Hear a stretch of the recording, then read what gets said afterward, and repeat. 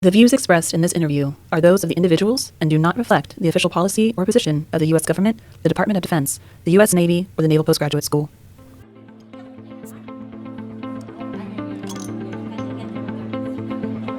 Welcome to the Trident Room, brewer of stout conversation, unfiltered and on tap. Welcome back, friends. This is Elena Youngblood, and this is Alora Hastings. We're back with our Trident Room Podcast Unfiltered episode. Laura, you were just talking about the fact that you are going on vacation next week, so we can't record. I'm taking a much-needed vacation. As you can imagine, between graduation, award ceremony, we just had a new student orientation yesterday with over 440 new students. Summer quarter, yep. Mm-hmm.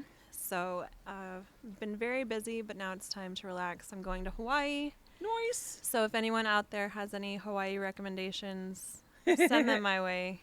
By the time you hear this, I will have already come back. But I will prepare for my next trip. Exactly, trip. Yeah. So I'm taking my mom, my daughter. Oh, nice. So a full family. Full family trip.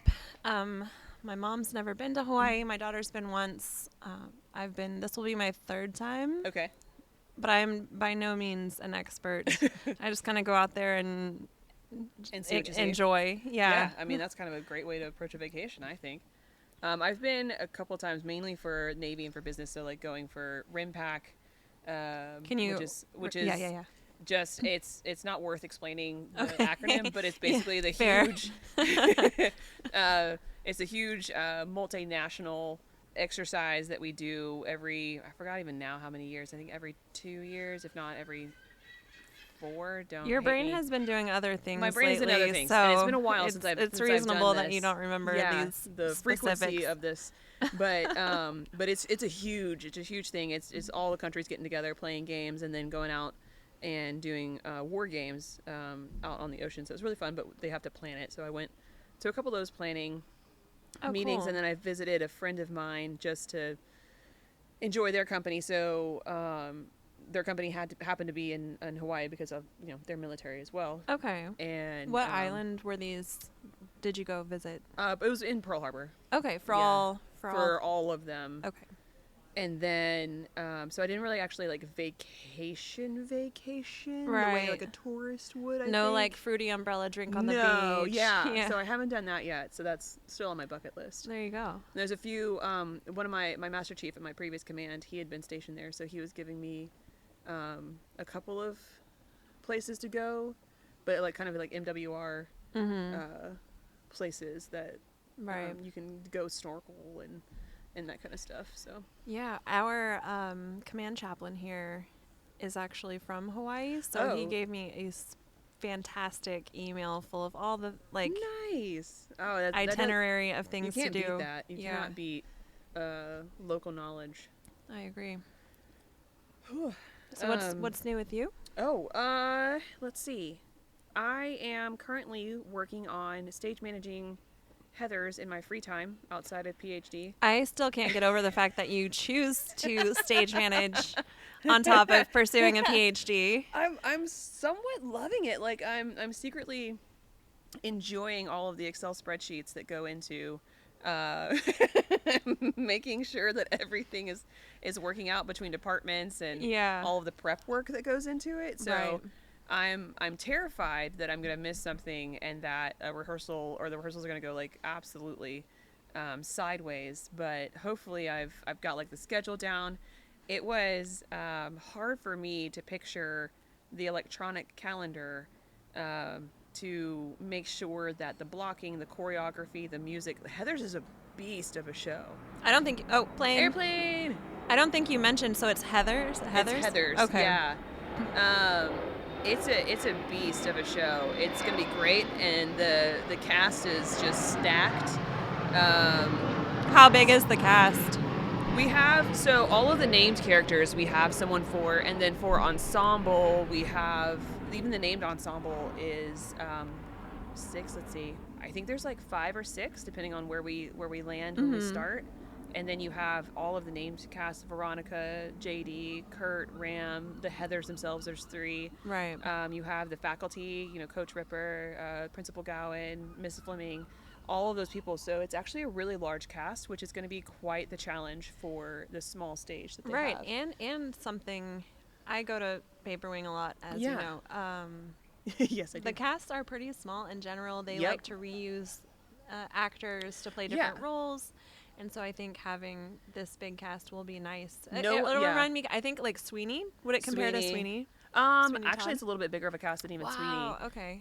Because we have more leads than we did in Sweeney. Like Sweeney was just a couple leads and then a big ensemble. True. And it's kind of the ensemble's the same size, and we have a lot more named cast members. So it's gonna be interesting. And I was doing what's called a page by page, which you're gonna go down and see when each character is on stage by page number of the script, and you kind of like see where the quick changes are. You kind of identify all of those kind of things, and I'm just like looking at it going, oh my gosh.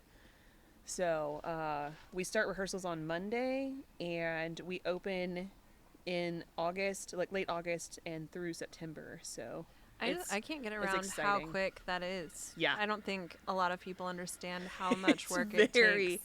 Very quick. So yeah, I was looking, I had to actually like print out paper July, August and September calendars and laminate them, and then use like watermarkers to make sure everything was accounted for like blocking the scenes, choreography, again, music, make sure everything was like taken care of, and like it was like a puzzle, which calls to me. So it was stressful, but yet also enjoying yourself. It's good. I like it. Okay. It's putting my managerial skills to the test in a creative way. So I'm liking it so far. I'll let you know when rehearsals start if that changes.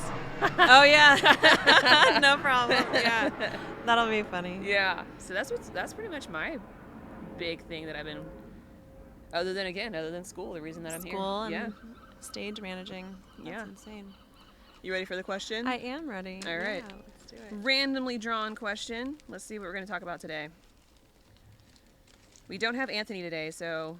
Yeah, Anthony, for our listeners, is in New York. He decided to go, not invite us, and take us and go to New York without us. So. Yeah. He will. The jerk.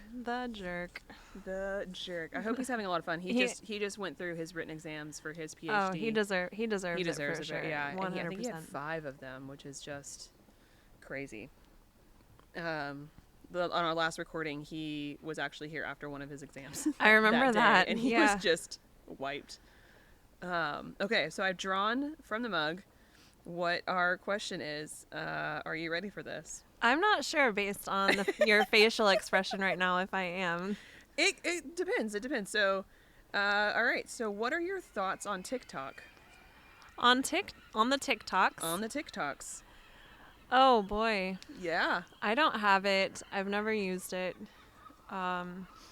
Anytime somebody sends me a TikTok link, I click it in hopes that maybe I can see it for a split, whatever they're sharing with me a split second, but then it's always like, you must sign in. And I'm like, Yeah, I'm able to like see that one thing, and I have to do like a little puzzle wheel to get it to actually load. Yeah, that's crazy. Does it not do that for you? Like you have I've to do a given little up anytime circular somebody puzzle. No, it might, but I just don't try anymore. I don't have any social media these days, so yeah, social media in general. I guess we can just take that as a topic, but for TikTok, it's a little bit weird for me. I'm in information warfare. And not that it's like, oh, that's an interesting perspective. Yeah. Huh. So that's why I made that face. Okay. Yeah. So I was like, oh, this could get people angry. I was gonna bring up the rules I just laminated, where I'm like, hey, we are not allowed to talk about these. Yeah. No. Yeah. We'll put TikTok on there. Nothing controversial. But I mean, this is my opinion specifically, I guess. But there's a difference between professional and personal. Right. And so professionally, we're not allowed to have it on any government piece of equipment. Which makes total sense. There's a lot of stuff that we're not able to have on government equipment. I wouldn't want it on there either if I was some kind of government overseer. General social media we're not allowed to have on government equipment. Airplane.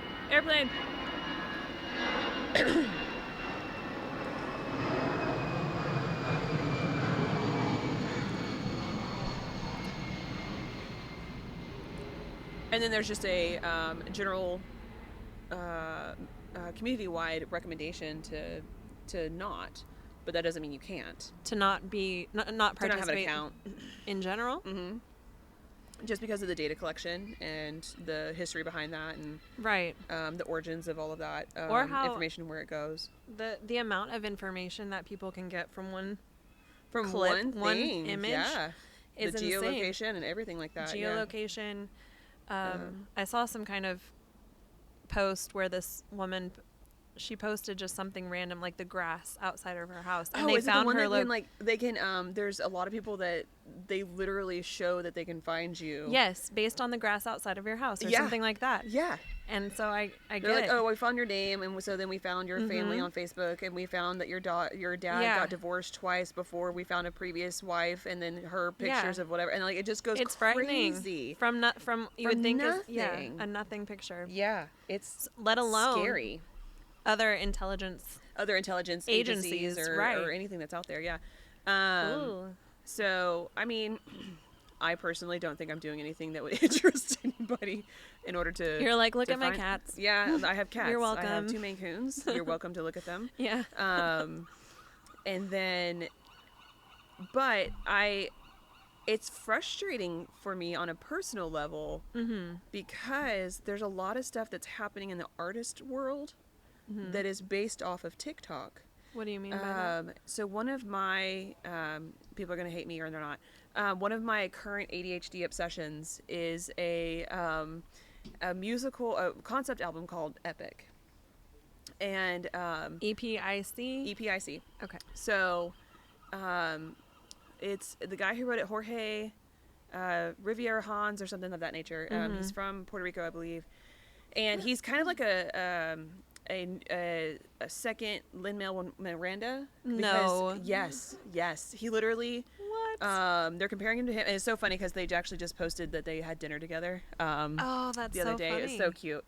And but he, back in 2019, I think he was in school, and he was saying that he wanted to write a musical, but he didn't know what to write. Yeah. And his teacher said, "Well, have you ever read the Odyssey? Have you ever read these things?" And he's like, because he had said he wanted to write a musical, but he wanted it to be like big and to be something. And the teacher's like, "Well, you can't really get bigger than the Odyssey."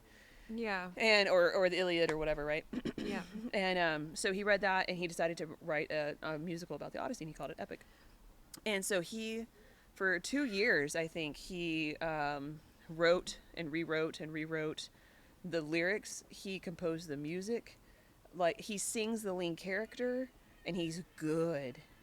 And then what he did was he kept posting all of these like updates and little snippets of his creative process on social media, but mainly TikTok.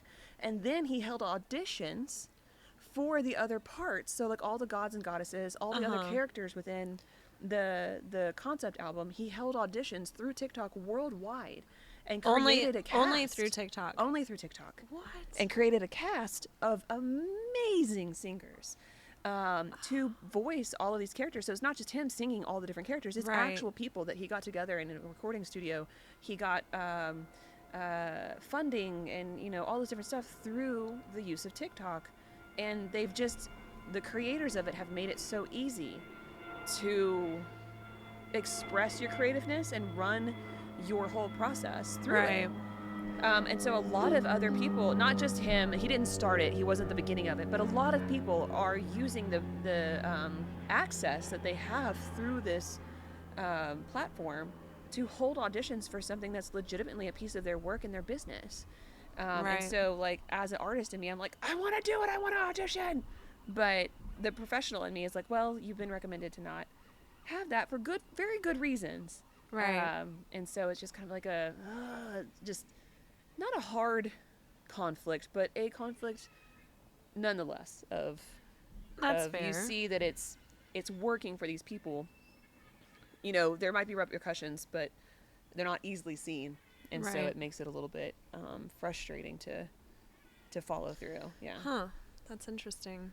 But yeah, he did this whole thing on if you guys haven't listened to it, listen to it. Another guy it exists. It it's exists. on this day. It's on Spotify. Whatever. Okay. It actually inspired the same places people can find this recording. Yes, this exact recording.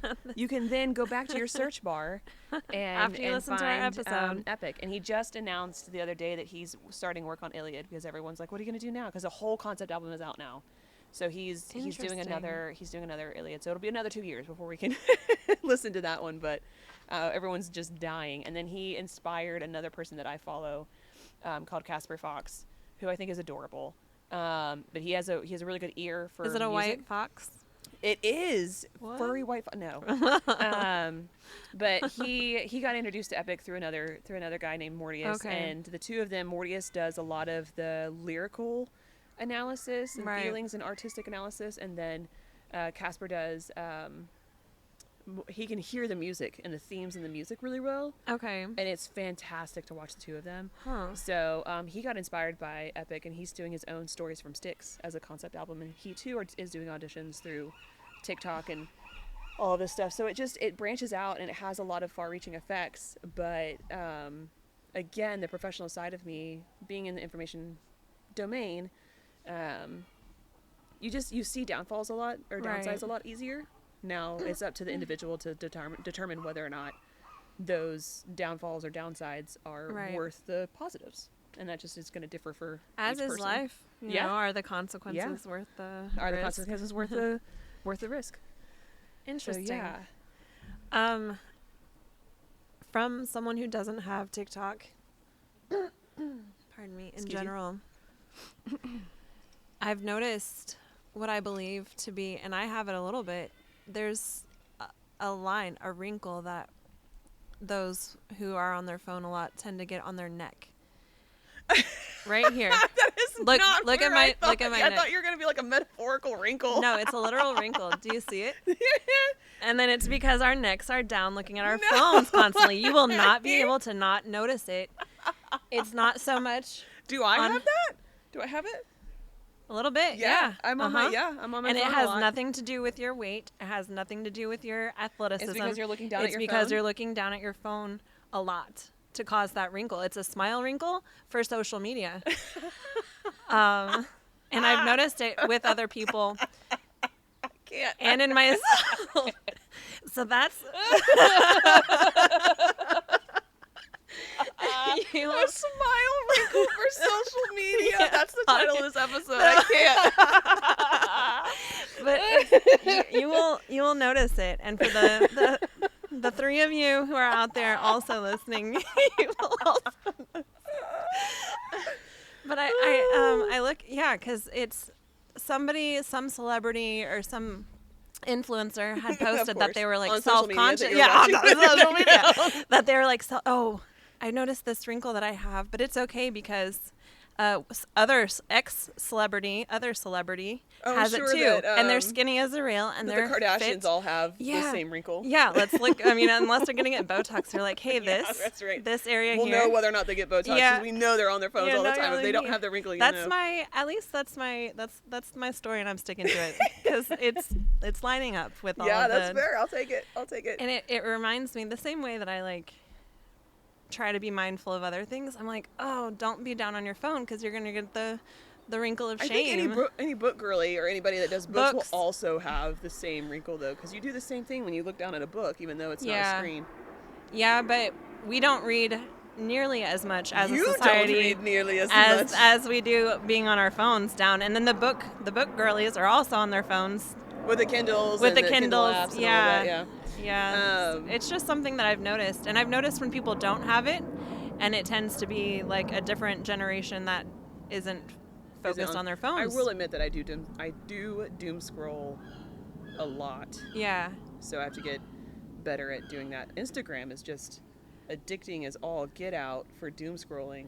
Well, and I try to be a better person by not having those, but I have YouTube, and YouTube Shorts are just as dangerous. My dad is honestly, he's addicted to YouTube, and I will tell him to his face that when I went to go visit him, that's all he was watching. I was like, Dad, you have access. I'm paying for your access. You're like, you have Netflix and Hulu, and all these shows that you can watch. He's like, YouTube, and I'm like, oh my God. And then he'll forget that he watched one of the things that came up in like the automatic, forward play or whatever. Yeah. We just watched it. He's like, did we? Aw. No, I totally agree. I was just thinking when you were saying like the neck thing that, so I go to the chiropractor. Yeah. I highly recommend to those who don't. But I go to the chiropractor and he has said all the time, especially because I have like neck crane, like I have the little like neck hunch, and that's the same. It's a physical, I would say physical downside of like screen time or even reading books, but like people that read books or the newspaper, that kind of thing. Anytime where you like hang your head like, yeah, down. it's like the worst position, and the best position would be actually to like hold it up in front of you to where your head is tilted to an upward diagonal angle, and that's like the natural flex of your neck. Right. So I guess people that are on watch floors that actually like look up all the time, they're fine. But but all of us that like look down at our book or knitting, knitting's another one I have a knitting hobby. And they actually have glasses out now that will so like I've seen those. You stare straight ahead, but the glasses like help you look down at your fingers so that you don't bend your neck. Yeah There's a lot of kind of posture, so listeners, positive. reduce screen time, not because we care about your eyesight or your TikTok. Reduce your TikTok time, not because we don't want you to have this or social media, but you don't want to have your neck smile wrinkle or your curve in the neck. No. You're welcome. You heard it here first. The more you know. Oh my goodness. All right. Well, that's all I really have to say about that in this episode. Is it? How we doing? We're good. We're good. Yeah. Cool. Yeah. Short and sweet, I guess. Short and we don't sweet. have Anthony. We don't this have week. Anthony. And is there anything else you have that's on your mind about TikTok? The TikToks. I mean, there's part of me that is, when I see people making millions of dollars just to exist and live their lives on screen, I'm like a little envious of that. But I don't think that's not something I could do. It's not my forte, so it's not something that I would ever be able to do successfully in the same way that they do. So it looks easy too. Right. I'll say that, right? So like what we see, it looks easy. But the amount of hours of like editing, just like posting the pictures of my Maine Coons on their Instagram account, the amount of editing that takes, honestly, probably like 20 minutes. They have their own Instagram account? That is, yes, don't judge me. I love it. No, I'm here for it. But even that is too much for me personally, because I lose interest. I'm done. And so I could never have put and not only that, but like how much of it is real?